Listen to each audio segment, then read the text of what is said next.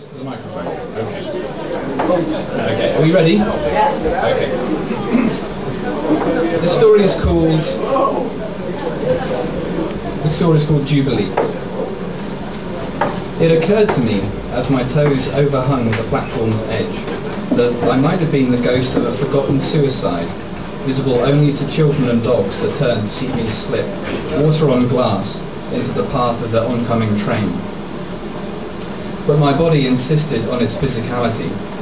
I could feel my heavy tongue and the steady press of a headache that might haunt me forever. I remembered my name, Jack, and I remembered, for example, my mother. She died when I was 15 from an overdose of antidepressants. To be sure, I had been a terror. I still was. Once I walked this concrete plank, I would indelibly stain the lives of the people around me. Oh, their gasps. On the white wall opposite, a flash of blood, quick as an autograph. Blood too for the shins of those behind me. I stood overhanging the Jubilee line. A Jubilee is a special anniversary. For example, 10 years ago today, my mother scoffed her remaining antidepressants one afternoon during countdown. On the sofa she waited, dead, for me to come home from school. Oh, my gasps as I caught a prelude of the drama through the living room window, bumpy with rain. With her mouthful of pills, my mother had precipitated a storm from which I had never emerged.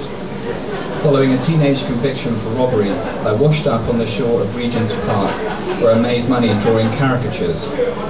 My clients' chairs read Victim 1 and Victim 2. I was becoming uncomfortable with the closeness of the people around me. I would not tolerate a sudden hand, a saviour, a failure to fall. Nearby was an elderly woman. She wore a saffron scarf and a bronze-coloured handbag from which protruded a carnation, startling as a scrunched bloody tissue. Her eyes were watery. From these observations alone, I could have rendered a fine caricature.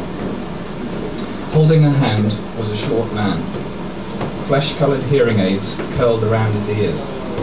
A healthy crop of white hair sprung from his nose. A similar plume rose from his chest, which was visible through his open-necked shirt. These marks were the essence of him. I could have conjured his picture in a flash. Presto. Just then, I felt a tilt in the mood of the crowd. Sure enough, the board announced the arrival of our train. It was time for me to jump. Because I stood at the head of the platform near the tunnel, the train would arrive without warning. In one future, prone on the rails, I would raise a protective arm before the nose of my destroyer knocked me into the dark place that my mother went, turning out the light. I pictured a grim policeman offering my shoe, it dangles on the end of his biro, to a plainclothes officer with a clear plastic bag. My heart was spent. This was the finish line, and it stumbled across. I drew my last breath, took my last decision, jump or fall. And yet I hesitated. A hand had grabbed my own. I looked down to see a girl. She had gimbal eyes, rouged cheeks, and her hair was a perfect cascade of chocolate brown. She was about 8 years old. Her coat was red and double-breasted. It fell in a bell shape over her legs. Her ballerina feet were sure and small. I had not noticed her before. The thumping through my toes was the insistent knock of the train. Let go of me. I flicked my hand back and forth and glanced into the mouth of the tunnel. Headlights had painted the opposite wall, and this reminded me that I should paint it too. I had to step in front of the train. I needed to, just as I needed another pint to dull my nerves, or, failing that, a cigarette to sharpen them. I was ready to push the girl back into the crowd, cuff her cheek if needs be. I still had a second or two before the train swished past my nose. The far wall needed to be read. My end must be violent, I thought. It could not be like the anticlimax of spit and whiskey that leaked from my mother's mouth as I held the phone, misdialing 999 again and again, 10 years ago that day. The train slid rudely into the station. 100 people flashed by. They leaned on poles, read books, newspapers, chatted, struggled with luggage. They flickered like a tarot deck of possible futures. As the train slowed, I dropped to a crouch and wept. I had almost stolen these futures for myself. Seeing them, I had swerved from destruction to creation. I would return to Regent's Park and, from there, my life. The girl had saved me. "Bless you," I said. Soon the doors of the train pulled together like eyelids. It departed, slumbering, with a whine that grew in pitch. I remained with the girl. My body had not foundered on that track. I was alive. "Are you lost?" I asked. She said nothing. Her eyes were doll-like and looked past me. Sensing some meaning in her stare, I turned. The elderly couple had not boarded the train. They were facing the head of the platform, where the white wall was smothered with posters. The little girl walked around them, and I came too, tethered by her saviour's grip. We all looked at the bouquet of flowers resting against the wall. The card on the bouquet was addressed to me. I put a hand to my chest. My heart no longer answered. It had stopped after all. The card read, "Dear poor Jack, you were always meant for better things. Find rest and peace. Love, Leo."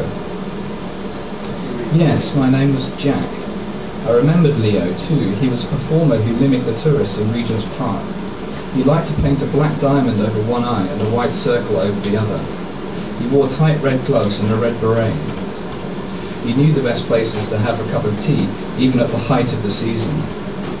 The best places far from the pigeons and the tourists and the sea of life that washed the park. So I was the residue of Jack. I was like the blood that had once splashed the far wall, but I would not be wiped away so easily. I had met this elderly couple on the morning I killed myself. Their names were Peter and Josephine. Though they often visited the park, they had never had their caricatures drawn by a street artist, and they wanted me to remedy this while they related their life story in a well-rehearsed double act. So I remedied the situation. As my last act, I distilled their essence to paper. The old couple must have heard about my death on the local news. The flowers were dry and brown. Many days had passed since my chairs reading Victim 1 and Victim 2 had been folded away with a shake of the head by Leo, who could not be found when I needed him, those days ago on the anniversary of my mother's death. The girl shifted her grip. "Why did you try to save me?" I asked. My question was answered by a memory. I remembered this girl standing near me that day. She had seen me step to the edge. She had guessed my intent. Too young, she had grasped my hand and screamed that it would be bad to jump. I had stepped into the air and pulled her with me. Stunned and broken on the rail, we had locked eyes for one intake of breath before the train met us. Wordlessly, Josephine took the blood-coloured carnation from her handbag and placed it next to the bouquet. Then the couple walked away. When they were gone, I wondered if I should do something. "My name was Jack. What was yours?" The girl was silent. She did not release my hand. In this underworld, this dark playground for the leftovers of people, neither the girl nor myself had anyone else. "Where is your memorial?" I saw the lights of another train, though I had no eyes. The platform shook again, though I had no feet to conduct its vibration.